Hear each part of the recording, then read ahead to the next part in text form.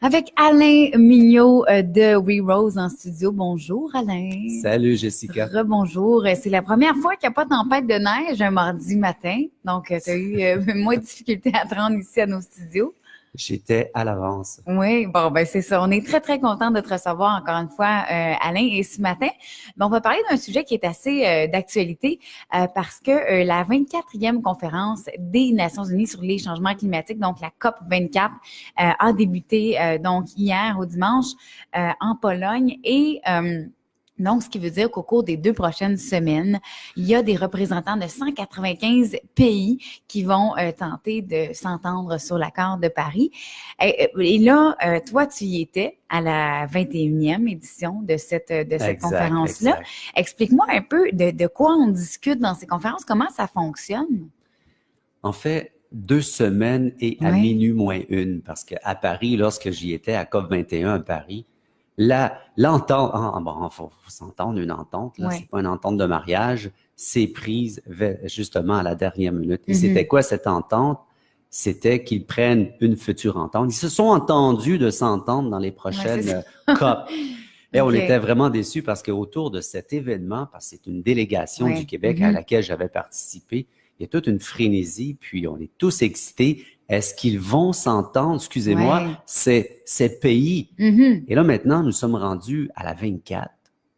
Ça a commencé avant la 21 que j'ai participé. Et finalement, le secrétaire général de l'ONU a ouvert la séance en disant que maintenant, nous devons prendre des décisions parce que c'est une question de vie ou de mort.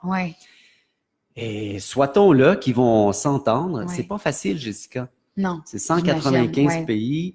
Pour vous donner juste un peu une idée, il y a des pays qui sont sous-développés, il y a des pays qui sont développés, très grands pollueurs. Et dans ces ententes, on demande à certains pays qui veulent immerger de diminuer leur pollution ou leur rejet. Mais ceux qui sont développés se disent, mais attendez, vous, les gros pollueurs, vous avez déjà pollué, ce qui en majeure partie, en pourcentage, c'est à cause de vous qu'on vit cette urgence climatique. Et donc, ils s'entendent pas. Pourquoi? Parce que ils ont fait un pool, un montant d'argent qu'ils doivent justement mettre tous ensemble à l'intérieur pour justement faire face aux défis climatiques. Et finalement, les pays sous-développés, ils n'ont pas les mêmes sous. Et puis, les Américanos, ils disent, là, faut que tu mettes ton argent. C'est un bordel. Ah oui, c'est certain. Hein? Et pourquoi, c'est quoi les principaux enjeux qu'on discute dans ce genre de conférences? Climatique surtout. Climatique surtout. Oui, les rejets. Écoutez, il faudrait, d'ici 2030, avoir 50% moins de rejets pour justement arriver à avoir un objectif. Pour éviter la catastrophe, ça veut dire avoir 1,5 de... Ça, c'est le plus beau cadeau de Noël, avoir 1,5 de degrés de réchauffement au lieu de 2. Parce qu'en haut de 2, on parle de catastrophe.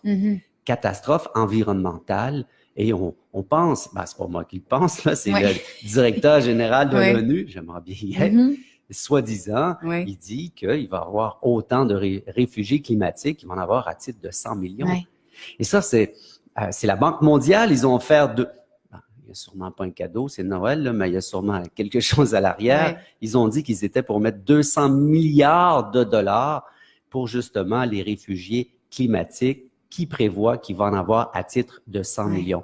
Mais Jessica, 100 millions, c'est 3 fois notre population du Canada. Ouch!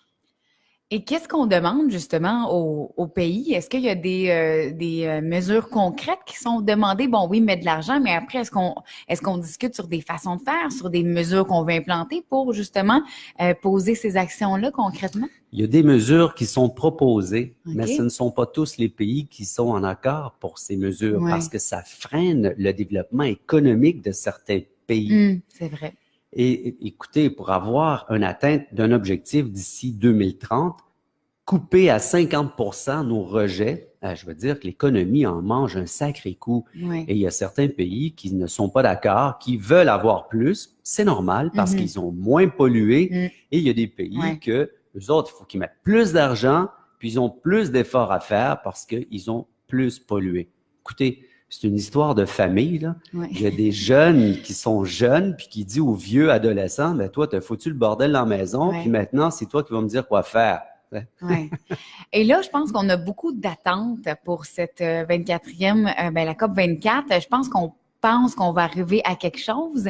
Est-ce que c'est réaliste de se dire qu'à la fin, là, après 2 semaines, on va arriver vraiment à une entente définitive ou faut pas s'attendre à des miracles?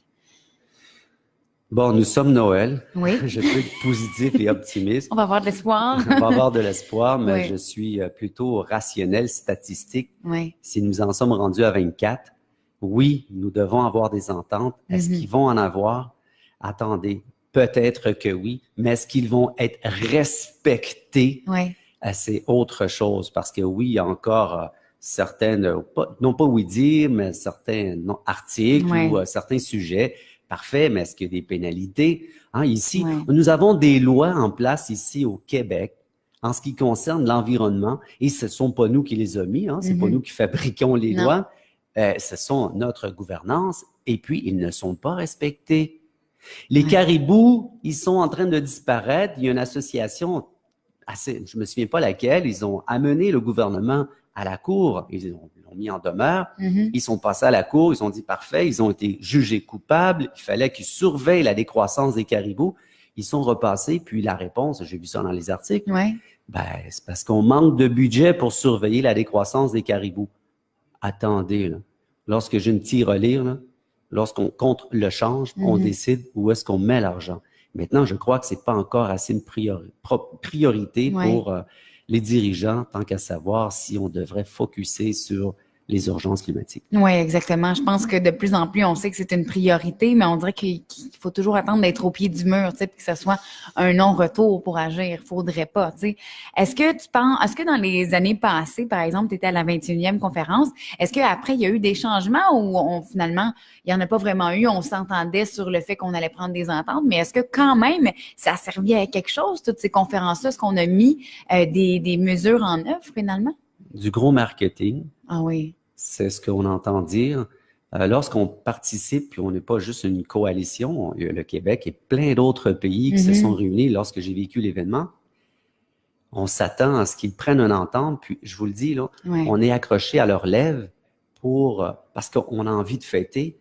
Pendant une semaine, on fait une pression, on est présent sur les lieux, puis on entend qu'est-ce qui se passe, c'est quoi les négociations, pour en arriver à une entente pathétique, excusez-moi, à la veille de minuit, ils se disent, bon, on s'est entendu finalement qu'on va s'entendre juste pour ne pas démontrer au point de vue de la planète que ce n'est pas un échec. Mais ça n'a rien amené de concret. Il n'y a rien eu de concret. Et maintenant, lorsqu'il y a le feu, tu n'es pas en train de faire un plan de sortie d'urgence dans la baraque qui part en feu. Il aurait fallu que tu le fasses avant. Hein? Il aurait fallu que tu le planifies avant. C'est à peu près ce qu'il dit le secrétaire général de l'ONU, que nous devons agir immédiatement si nous voulons éviter, d'une part, la catastrophe, et c'est marqué dans les journaux, c'est une question de vie ou de mort. Les réfugiés climatiques, 100 millions, c'est pas n'importe quoi, c'est vraiment les catastrophes. Oui. On va suivre ça avec attention. Bien sûr, j'imagine que toi aussi, tu suivras ça avec attention. On nous dit qu'on sera peut-être plus transparent en ce qui concerne les changements climatiques. Là, c'est un des enjeux de cette conférence-là. Donc, on va voir si ils seront transparents dans les prochaines années. Mais reste qu'on va suivre ça avec toi et on pourra peut-être s'en reparler dans 2 semaines. Bien sûr, on va voir. De tout ce qui s'est dit. Soit qu'on porte notre chapeau de Noël, un beau cadeau. Voilà. Ce sont enfin entendu, ou soit que, je vais porter un pyjama. Oui, tout à fait. Alain Mignot, merci. Toujours un plaisir. En attendant, si vous voulez suivre Alain, il est très actif sur sa plateforme Facebook, également werose.com, ton site Internet également, si on veut s'impliquer dans notre communauté. Yes. Merci beaucoup, Alain. Merci, toujours Jess. un plaisir. Bonne journée. Alain Mignot, donc si vous n'avez pas pu entendre toute la chronique, elle se retrouve sur la page Facebook de CNV Radio. Vous pourrez toujours la réentendre. C'est déjà la fin pour Radio Réveil. Je vous souhaite de passer une excellente journée et on se donne rendez-vous demain matin, 6h30.